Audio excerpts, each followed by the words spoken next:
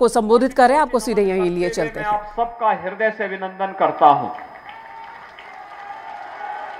बहन और भाइयों, इस कलयुग के जो अवतार होने वाले हैं भगवान कल्कि महाराज श्री हरि के अवतार के रूप में, आज मैं प्रातःकाल उनकी पावन धरा संभल में था।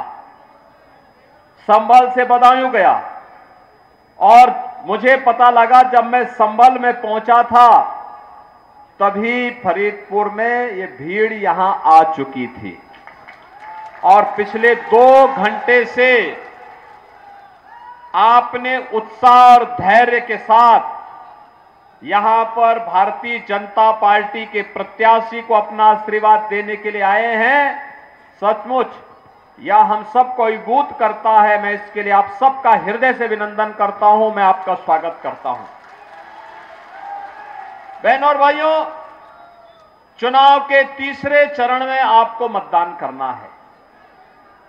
7 मई को आप भी लोकतंत्र के महापर्व में भागीदार बनने जा रहे हैं और भारतवासियों के लिए लोकतंत्र का पर्व गौरव का क्षण होता है, क्योंकि यह पर्व ऐसा पर्व है जो हमें अपनी सरकार को, अपनी पसंद की सरकार को चुनने का अधिकार देता है। अगर सरकार गलत काम करती है, उसको सत्ता में हटाने की ताकत जनता जनार्दन के पास है, और कोई अच्छा काम करता है उसे सत्ता के सिंहासन सौंपने का काम भी हमारी जनता जनार्दन करती है। और इसलिए इसमें भागीदार बनना अपने लोकतंत्र को मजबूत करने जैसा है। और बहनों और भाइयों, इस लोकतंत्र के महापर्व में आपसे अपील करने के लिए मैं आया हूं आपके बीच में। आपने देश के अंदर कांग्रेस, सपा, बसपा के कार्यकाल को भी देखा है और भारतीय जनता पार्टी के नेतृत्व में मोदी जी के भी कार्यकाल को आपने देखा है। बहनों और भाइयों, दोनों के कार्यकाल आपके हैं। नीर चीर विवेक का परिचय देकर के हम सबको आज निर्णय लेने की स्थिति में आना होगा। और मैं इसीलिए आपका आह्वान करने के लिए आया हूं कि 2014 के पहले का भारत, बहुत पुरानी बातों पे नहीं जाना चाहता, लेकिन मैं केवल 2014 के पहले का भारत और 2014 के बाद के भारत में ही आपसे चर्चा करना चाहता हूं। बहनों और भाइयों, 2014 के पहले का भारत दुनिया में सम्मान नहीं था, देश की सीमाएं सुरक्षित नहीं थी, आतंकवादी गतिविधियां बढ़ रही थी, जगह जगह विस्फोट हो रहे थे, नक्सलवाद तेजी के साथ पांव पसार रहा था और बहनों और भाइयों, विकास के कार्य ठप पड़े थे क्योंकि भ्रष्टाचार चरम पर था, गरीब कल्याणकारी योजनाएं ना के बराबर थी, बेटी और व्यापारी दोनों सुरक्षित थी और आस्था के साथ खिलवाड़ होता था। तब की सरकारें कहती थी, कांग्रेस की सरकार कहती थी कि राम हुए ही नहीं, कृष्ण हुए ही नहीं, और समाजवादी पार्टी के लोग कहते थे कि अगर जय श्री राम बोलोगे तो अंदर बंद कर देंगे, और अयोध्या कोई जाएगा तो अयोध्या के बारे में कहते थे कि परिंदा भी पर नहीं मार सकता। बोलते थे ना, बोलते थे ना। और 2014 के बाद का भारत देखिए, दुनिया में सम्मान बढ़ रहा है, सीमाएं सुरक्षित हैं, आतंकवाद और नक्सलवाद पूरी तरह समाप्त हुआ है। अब तो कहीं जोर से पटाखा भी फट जाए ना तो सबसे पहले पाकिस्तान सफाई देता है कि नहीं, मेरा इसमें हाथ नहीं है, क्योंकि उसे मालूम है ये नया भारत है। नया भारत छेड़ता नहीं है, लेकिन कोई छेड़ता है तो छोड़ता भी नहीं है। और इसीलिए पाकिस्तान सबसे पहले सफाई देता है, कहता साहब मेरा हाथ नहीं है। बहनों और भाइयों, एक तरफ सुरक्षा और सम्मान और दूसरी तरफ विकास और लोक कल्याण। विकास के कार्यों के लिए highway, railway, metro, IIT, IIM, medical college, हर घर नल की योजना, ये भी मिल रही है। और साथ साथ गरीब कल्याणकारी योजनाओं में केवल आपको मैं तुलना करना चाहता हूं बहनों भाइयों, आप कांग्रेस सपा बसपा की सरकार को देखे होंगे। 2014 के पहले लोग भूख से मरते थे, किसान आत्महत्या करता था, नौजवान पलायन करता था, बेटी और व्यापारी सुरक्षित नहीं थी। 2014 के बाद पिछले 4 वर्ष से 80 करोड़ लोगों को फ्री में राशन की सुविधा मिल रही है कि नहीं मिल रही है? 60 करोड़ लोगों को स्वास्थ्य सुविधा का लाभ दिया जा रहा है। आयुष्मान भारत में 5 लाख रुपए के सुविधा। और मैंने तो उत्तर प्रदेश में यह भी व्यवस्था की है बहनों और भाइयों कि अगर कोई गरीब बीमार पड़ता है, आयुष्मान का कार्ड नहीं है या नहीं बना पाया है, अगर कोई विधायक, कोई सांसद, कोई पूर्व विधायक, भाजपा का कोई पदाधिकारी या पीड़ित भी मुझे पत्र भेज देता है ना, तो मैं जनधन अकाउंट जो मोदी जी ने खुलवाया है उसमें सीधे लखनऊ से उसको पैसा भेजता हूं कि भाई देखो निश्चिंत होकर उपचार कराओ, चिंता नहीं करनी है, ये आपकी सरकार है, आप इस सरकार के मालिक हैं, पैसा हम देंगे, आराम से उपचार कराओ। क्योंकि मोदी जी ने 50 करोड़ गरीबों के जनधन अकाउंट भी खोल दिए हैं। किसान आत्महत्या करता था कांग्रेस सपा बसपा की सरकार में, अब 12 करोड़ किसान को किसान सम्मान निधि मिल रहा है। नारी गरिमा की रक्षा के लिए घर घर शौचालय बन गए।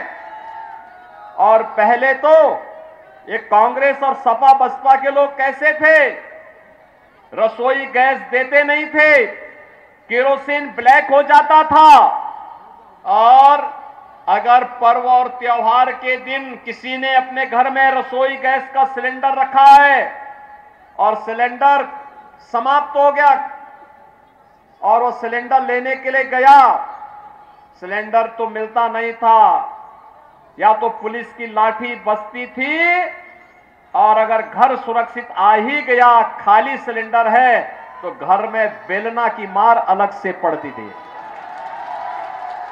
यानी ये लोग बाहर भी पिटवाते थे, घर में भी पिटवाते थे। लेकिन बहनों और भाइयों, 10 करोड़ लोगों को फ्री में रसोई गैस का कनेक्शन आज मिल गया कि नहीं मिल गया? और आज हम आपको आश्वस्त कर रहे हैं, जिसके पास रसोई गैस का कनेक्शन नहीं, भाजपा के सांसद विधायक जो भी हैं, आप इनसे कह करके किसी भी एजेंसी में जाएंगे आपको फ्री में कनेक्शन मिल जाएगा। 4 करोड़ गरीबों के लिए मकान बने, और बाकी जितने छूटे हैं सबको आश्वस्त कर दीजिए, इसके बाद अगले 5 वर्ष में बाकी सभी लोगों के आवास भी बनेंगे जिसके पास अपना आवास नहीं है। बहनों और भाइयों, सुरक्षा भी है, विकास भी है, गरीब कल्याण भी है, और इससे बढ़कर और भी है, वह है जो कभी नहीं हुआ वो आज हुआ है। रामलला का भव्य मंदिर भी बन गया है,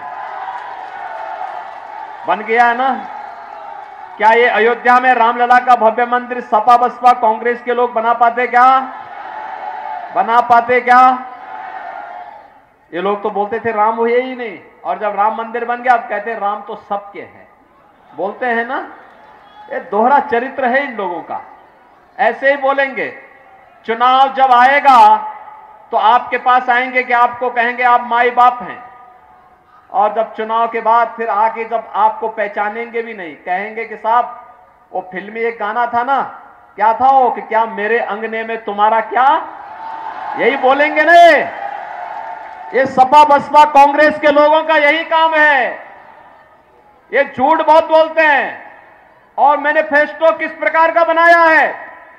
मैनिफेस्टो कांग्रेस ने बनाया है, कहते हैं कि अगर कांग्रेस नेतृत्व की सरकार बन गई जिसको कि समाजवादी पार्टी समर्थन करेगी, तो उसके बारे में क्या कहते हैं कि हम लोग अल्पसंख्यकों के लिए खाने पीने की पूरी स्वतंत्रता देंगे, उनकी पसंद का खान पान। बहनों और भाइयों, मैं पूछना चाहता हूं, ऐसा कौन सा खान पान है जिसको बहुसंख्यक समाज नापसंद करता है और वे पसंद करते हैं? एक ही है, गौ माता है ना? आप मुझे बताओ, ये कांग्रेस और सपा बसपा वालों को, कांग्रेस और सपा बसपा वालों को क्या गौ माता को काटने की छूट देंगे क्या आप? क्या ये पाप करेंगे क्या? अरे पाप करने के लिए हम नहीं बैठे हैं, और अगर कोई पाप करने में भागीदार बनता है तो हम उसके साथ भागीदार नहीं बनेंगे, बल्कि गौ माता की रक्षा करने के लिए अपनी जान भी दे देंगे, लेकिन गौ माता का बाल बांका नहीं होने देंगे। और यही हमारी प्रवृत्ति रही है। अरे अयोध्या के राजा महाराज दिलीप ने तो गौ माता को शेर के मुंह से छुड़ाया था, और क्या कहा था? कहा था कि साहब, शेर को कहा कि मैं अपने को तुम्हें प्रस्तुत कर रहा हूं, लेकिन गौ माता को छेड़ना मत। जब ऐसे धर्मात्मा होते हैं तब बहनों और भाइयों, तब उस कुल में राम जैसा पुत्र पैदा होता है। साक्षात हरि विष्णु भगवान उस वहां जन्म लेते हैं, अवतार लेते हैं। और आज ये कांग्रेस और सपा के लोगों को क्या हो गया? ये कहते हैं हम उनकी रुचि के अनुसार खान पान की स्वतंत्रता देंगे। ये गफलत में है। अरे उत्तर प्रदेश में हम लोग गौ कसी करने की बात तो दूर, कोई उसके बारे में भी सोचेगा ना तो उसको जहन्नम के द्वार उसके लिए पहले खुल जाएंगे, गौ हत्या बाद में करेगा। और इसलिए बहनों और भाइयों, एक तरफ ये लोग आपकी आस्था के साथ खिलवाड़ करने के आदी रहे हैं और आगे भी करेंगे, और दूसरी तरफ पिछड़ी जाति, अनुसूचित जाति और जनजाति को मिलने वाले आरक्षण पर सेंधमारी करने का प्रयास कर रहे हैं। ये सेंधमारी कैसे? कांग्रेस ने यूपीए सरकार के समय किया था, रंगनाथ मिश्रा कमेटी और सच्चर कमेटी गठित करके। उस समय इन्होंने प्रयास किया था कि पिछड़ी जाति को मिलने वाले आरक्षण में से 6% मुसलमानों को दे दिया जाए, अनुसूचित जाति को मिलने वाले 21% आरक्षण में से कुछ आरक्षण सच्चर कमेटी के अनुसार कुछ मुसलमान जातियों को अनुसूचित जाति में शामिल करके उनको यह आरक्षण दे दिया जाए। बाबा साहब भीमराव अंबेडकर ने कहा था कि धर्म के आधार पर आरक्षण नहीं होना चाहिए, क्योंकि धार्मिक आधार पर इस देश का विभाजन हुआ है। हमें कोई ऐसा कार्य नहीं करना चाहिए जो फिर से भारत का विभाजन करे, फिर से भारत का बंटवारा करे। एक तरफ एक कांग्रेस की आदत है बंटवारा करने की, पहले देश को बांटा, आज समाज को जाति के आधार पर बांट रहे हैं, मत और मजहब के आधार पर बांट रहे हैं। आपने देखा होगा, एक इतनी गरीब कल्याणकारी योजनाओं का लाभ मोदी जी के नेतृत्व में भारतीय जनता पार्टी ने दिया।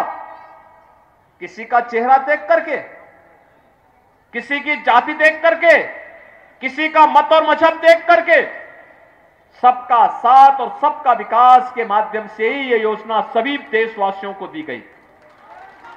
और बहनों और भाइयों, आप भारतवासी सौभाग्यशाली हैं कि मोदी जी जैसा नेतृत्व मिला। याद करिए, 1947 में भारत का विभाजन करके पाकिस्तान बना।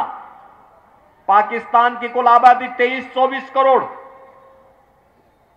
लोग कम गए, क्षेत्रफल ज्यादा गया। भारत 80 करोड़ लोगों को फ्री में राशन दे रहा है, इतनी लोक कल्याणकारी योजनाएं दे रहा है, विकास भी करा रहा है। और पाकिस्तान में 23 से 24 करोड़ लोग भूख से मर रहे हैं। भूख से 1 किलो भी कहीं गेहूं या आटा मिल जाए ना, टूट पड़ते हैं ऐसे गली मोहल्लों के जीवों की तरह। और इसीलिए मैं आपसे कहने के लिए आया हूं, पाकिस्तान आतंकवाद की भट्टी है, और सुलगाई उसने है तो जलेगा भी तो वही ना। लेकिन एक कांग्रेस के लोगों की तारीफ पाकिस्तान के लोग कर रहे हैं, यानी कांग्रेस में कांग्रेस के शहजादे की तारीफ करने के लिए कोई दूसरा नहीं मिला। पाकिस्तान का एक मंत्री, पूर्व मंत्री, जिसने पुलवामा में हमारे जवानों के शहादत पर खुशियां मनाई थी, वह व्यक्ति आज राहुल गांधी के लिए वहां से समर्थन देने की बात कर रहा है। क्या आप ऐसे लोगों को समर्थन देंगे क्या? बहनों और भाइयों, इंडी गठबंधन को वोट देने का मतलब हमने पाप के द्वार खोल दिए हैं और ये जन्म पाप करने के लिए नहीं है, पुण्य करने के लिए है और हमें पुण्य के मार्ग पर आगे बढ़ना है। और इसीलिए तो पूरे देश के अंदर एक ही आवाज है, और आवाज क्या है कि जो राम को लाए हैं हम उनको लाएंगे। और इसीलिए इस ध्वनि के साथ पूरे देश के अंदर एक बार एक स्वर से लोग बोल रहे हैं कि फिर एक बार पीछे तक बोलो, फरीदपुर वासियों पीछे तक आवाज आनी चाहिए, फिर एक बार मोदी सरकार की। और मोदी सरकार के लिए यहां से धर्मेंद्र कश्यप को भारी बहुमत से विजयी बना के भेजना है ना। और बहनों और भाइयों, मैं इसीलिए आया हूं, मोदी जी का संदेशा और मेरा संदेशा भी घर घर पहुंचाइएगा और बोलिए सुरक्षा भी और विकास की जिम्मेदारी भी हमारी। ये बड़े बड़े माफिया और गुंडे हैं ना, इनको भी राम नाम सत्य है की यात्रा में जिम्मेदारी भी हमारी। आपकी जिम्मेदारी है देश के विकास का सारथी बनकर के मोदी जी के नेतृत्व में भारत को विकास की नई बुलंदियों तक पहुंचाना।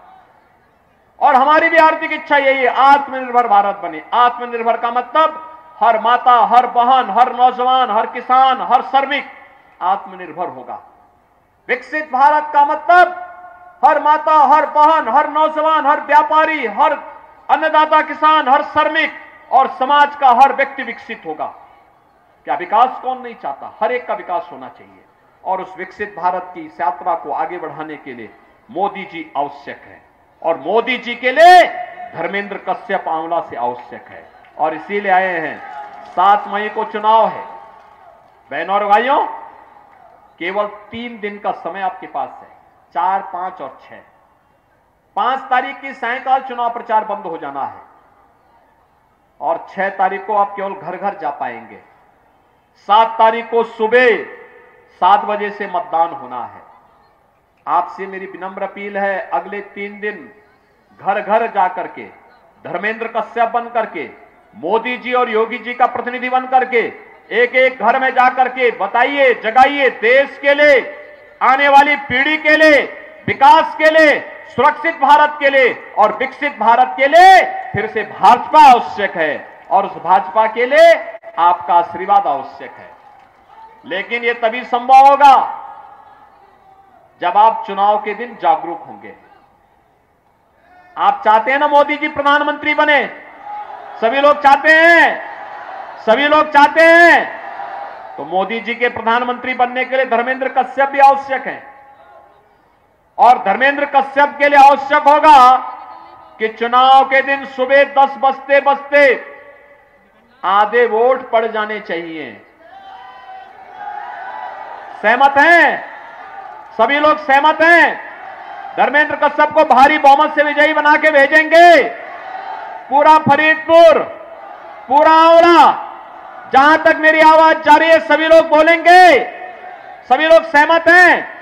तो फिर मेरे साथ बोलेंगे, भारत माता की, भारत माता की, भारत माता की जय श्री राम, जय जय श्री राम।